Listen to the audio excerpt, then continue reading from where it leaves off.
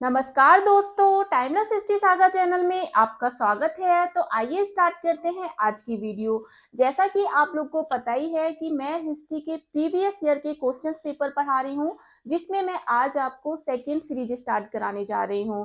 तो आइए स्टार्ट करते हैं आज के क्वेश्चन से। तो आज का जो पहला क्वेश्चन है वो है, निम्नलिखित में से किस भारतीय पुरातत्ववेत्ता ने पहली बार भीमबेटका गुफा को देखा और उसके शैल चित्रों के प्राग ऐतिहासिक महत्व को खोजा? तो आपके पास चार ऑप्शन है: माधव स्वरूप वत्स, एच.डी. शंकालिया, वी.एस. वांकर और वी.एन. मिश्रा। तो इसका जो राइट आंसर है वो है हमारा सी, यानी कि वी.एस. वांकर। भीमबेटका कहाँ स्थित है? मध्य प्रदेश के रायसेन जिले में। तो प्राग ऐतिहासिक शैल चित्रों का जो प्रमुख उदाहरण मिलता है वो भीमबेटका में ही मिलता है, और इसको खोजने का श्रेय जो जाता है वो किसको जाता है? वी.एस. वांकर को। वी.एस. वांकर ने ही सबसे पहले 1957 में भीमबेटका गुफा को खोजा था। तो इसका जो राइट आंसर है वो है सी। इसके बाद अगला क्वेश्चन है हमारा, गैरिक मृदभांड पात्र ओसीपी का नामकरण कहाँ हुआ था? तो आपके पास चार ऑप्शन है: हस्तिनापुर, अहिछत्र, नोह और लाल किला। तो इसका जो राइट आंसर है वो है ए, यानी कि हस्तिनापुर।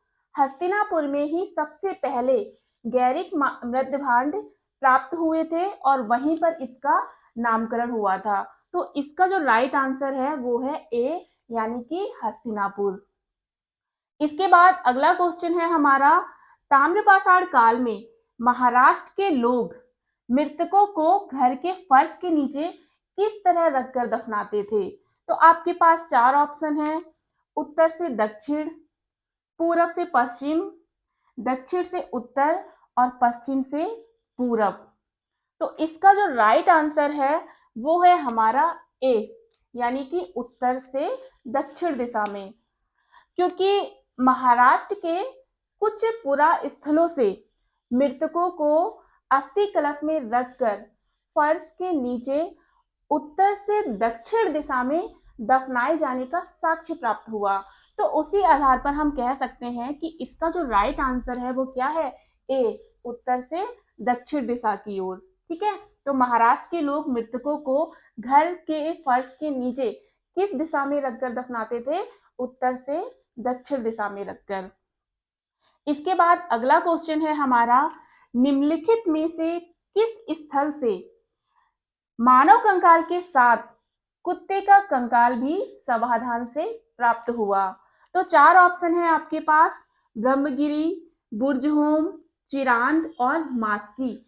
तो इसका जो राइट आंसर है वो है बी, यानी कि बुर्जहोम।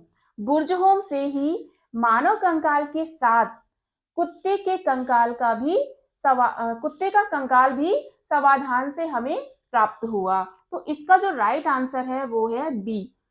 इसके बाद अगला क्वेश्चन है, गर्त आवास के साक्ष्य कहां से प्राप्त हुए? आपके पास ऑप्शन है बुर्जहोम, कोलडिहवा, ब्रह्मगिरी या शाग्निकल्लू। तो इसका जो राइट आंसर है वो है ए, यानी कि बुर्जहोम। गर्त आवास का मतलब क्या होता है? गड्ढों के घर। तो गर्त आवास के साक्ष्य हमें कहां से प्राप्त हुए? बुर्जहोम से प्राप्त हुए।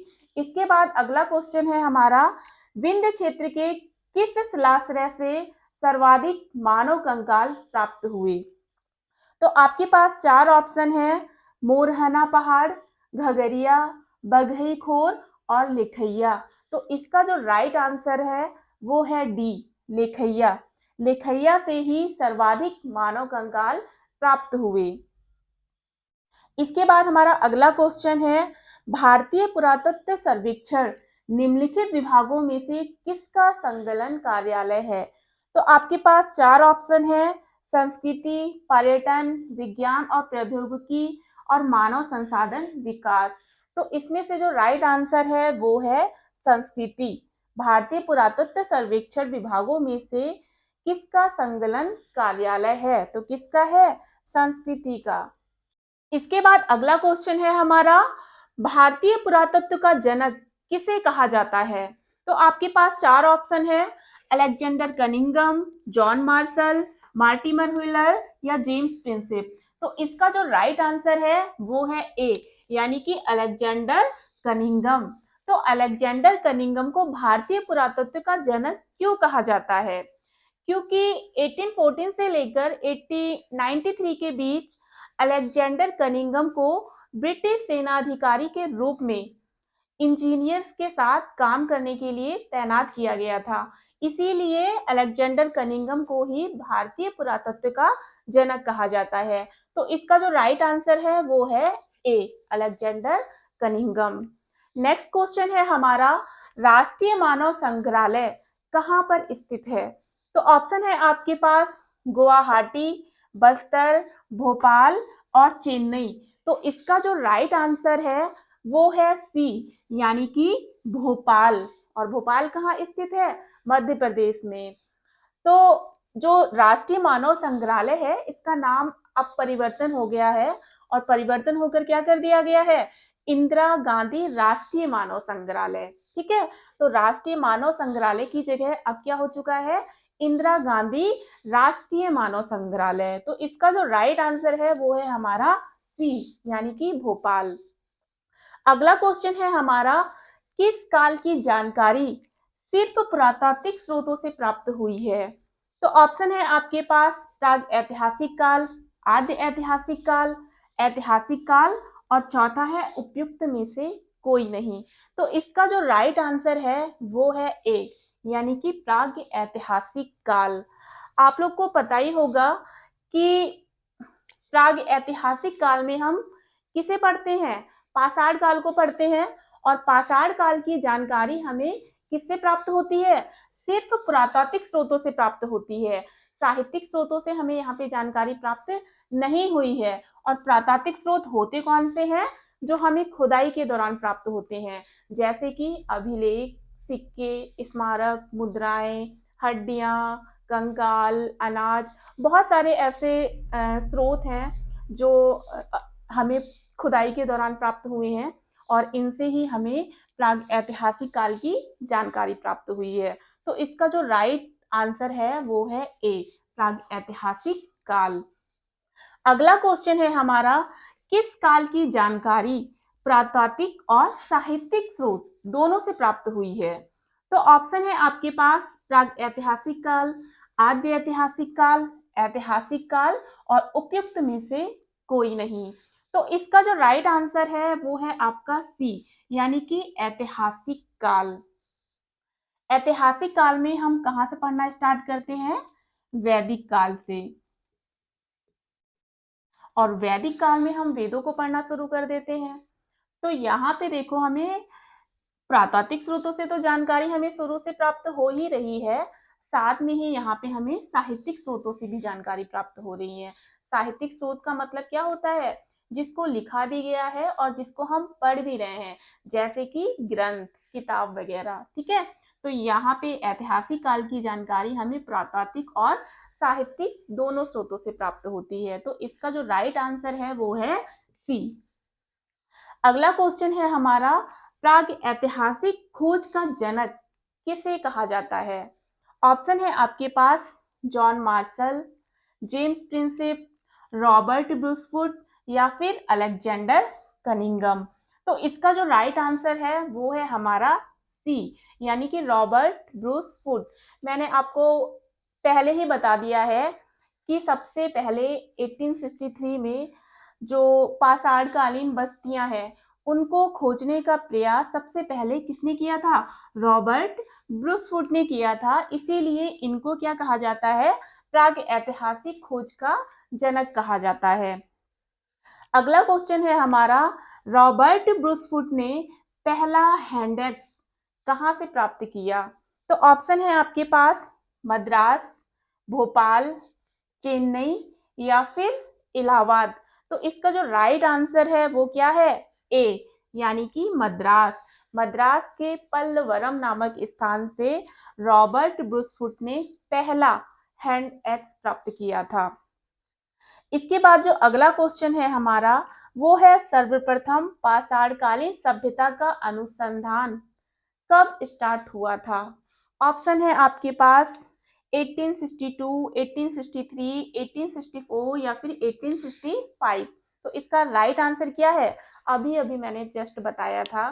तो इसका जो राइट आंसर है वो है बी 1863, क्योंकि अभी मैंने आपको बताया था कि रॉबर्ट ब्रूसफुट ने सबसे पहले 1863 में पाषाणकालीन बस्तियों को खोजने का प्रयास किया था। तो इसका जो राइट आंसर है वो क्या है, बी यानी कि 1863। इसके बाद हमारा अगला क्वेश्चन है जलवायु परिवर्तन किस काल की विशेषता है। तो आपके पास चार ऑप्शन है, पूर्व पाषाण काल, मध्य पाषाण काल, नव पाषाण काल या फिर इनमें से कोई नहीं। तो इसका जो राइट आंसर है वो है हमारा बी यानी कि मध्य पाषाण काल। तो मध्य पाषाण काल में किसकी शुरुआत हुई थी, पशुपालन की शुरुआत हुई थी। और पशुपालन की शुरुआत का कारण क्या रहा था, ये जलवायु परिवर्तन। क्योंकि जलवायु परिवर्तन से क्या हुआ, वर्षा में वृद्धि हुई। जब वर्षा में वृद्धि हुई तो नई नई नदियों का सृजन हुआ, और जब नई नई नदियों का सृजन हुआ तो नई नई मिट्टियों का जन्म हुआ, और जब नई नई मिट्टियों का जन्म हुआ तो नई प्रकार की वनस्पतियां उगी, और जब नई प्रकार की वनस्पतियां उगी तो जानवरों की प्रजाति में बहुत ज्यादा परिवर्तन हुआ। शाकाहारी जानवरों की संख्या में वृद्धि हुई और मानव का शाकाहारी जानवरों के पास जाना सरल इजी हो गया। और इसीलिए मध्य पाषाण काल में किसकी शुरुआत हो गई, पशुपालन की। ठीक है, तो जो इसका राइट आंसर है वो है बी यानी कि मध्य पाषाण काल। जलवायु परिवर्तन किस काल की विशेषता है, तो मध्य पाषाण काल की। इसके बाद जो हमारा अगला क्वेश्चन है वो है क्रांति का काल किस काल को कहा जाता है।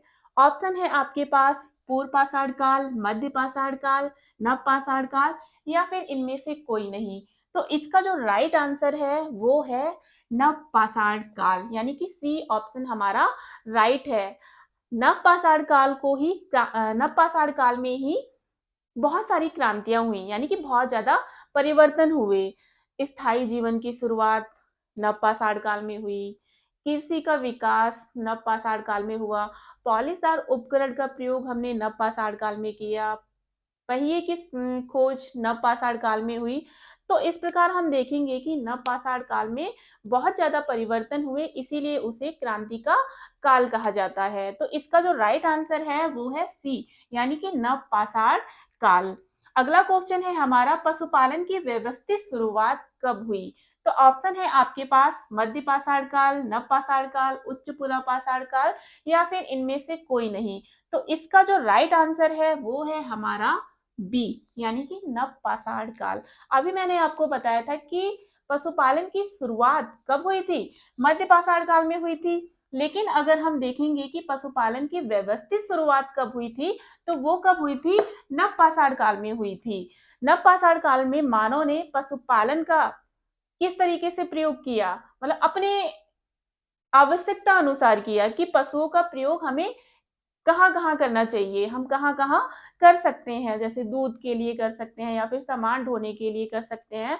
तो मनुष्य ने नव पाषाण काल में ही पशुओं को अपनी आवश्यकता के अनुसार पालना शुरू किया था। इसीलिए कहते हैं कि पशुपालन की व्यवस्थित शुरुआत किस काल में हुई है, नव पाषाण काल में हुई है।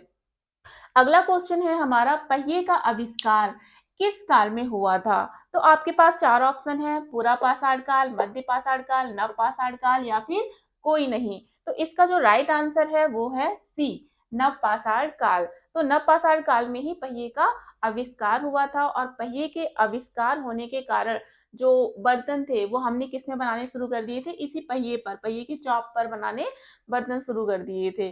तो पहिए का आविष्कार नव पाषाण काल में हुआ। इसके बाद अगला क्वेश्चन है हमारा प्री हिस्ट्री ऑफ इंडिया पुस्तक के रचयिता कौन है। ऑप्शन है आपके पास थॉमसन, गार्डन चाइल्ड, कनिंगम या फिर कोई नहीं। तो इसका जो राइट आंसर है वो है बी यानी कि गार्डन चाइल्ड। गार्डन चाइल्ड की ही पुस्तक कौन सी है? Pre history of India. और प्री हिस्ट्री ऑफ इंडिया में ही गार्डन चाइल्ड ने किसके बारे में लिखा है कि नवपाषाण काल को क्रांति का काल क्यों कहा जाता है? इस चीज को गार्डन चाइल्ड ने अपनी पुस्तक प्री हिस्ट्री ऑफ इंडिया में ही दर्शाया है। तो आज की वीडियो में यही समाप्त करती हूँ, मिलती हूँ नेक्स्ट वीडियो में। Thank you for watching.